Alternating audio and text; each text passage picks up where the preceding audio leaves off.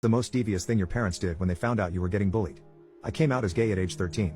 I was bullied heavily in school since I lived in a predominantly Christian town. The bullying started typical and manageable, being called names and having my stuff knocked out of my hands. One day my bullies managed to talk their older siblings into following me home to assault me. Some of their siblings were seniors or even graduates. 3 of them were legally adults. As a kid, I had no sense of danger.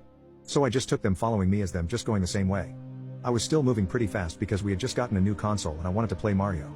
Well, I managed to get to my yard, but not much further than that when my backpack got grabbed and was pushed to the ground. These teens were now hurting me and they weren't going easy.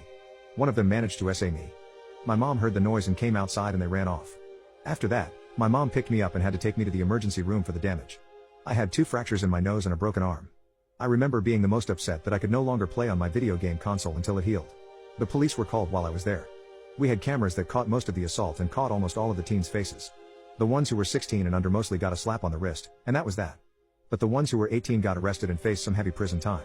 Now there was the 17-year-old who had SA'd me. He managed to walk out of this after just a few days in the county jail. My mom was not happy with this at all since his birthday was about 2 weeks away and he should have been charged as an adult. My mom knew exactly where the trashy teen lived and knew his parents. His parents weren't nice people at all. My mom definitely had more than one reason to despise these people, such as when they stole our Pomeranian from our yard.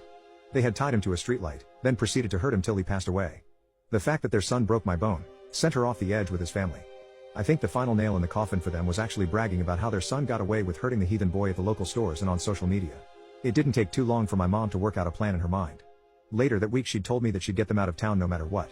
My mom is not a killer though, and while she later did admit she was tempted to enact the plan much sooner, she chose not to make things worse if she got caught. She waited for 2 months, that is until summer break hit.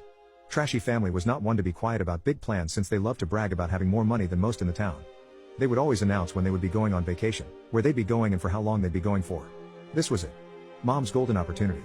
She made sure everything was set and checked around the trashy family's neighbors' houses for any cameras. Then she made sure that she had a place she wouldn't be seen. On the last day of trashy family's vacation, she went down at night and set their house on fire. This small town didn't have its own fire station. The nearest one was 45 minutes away.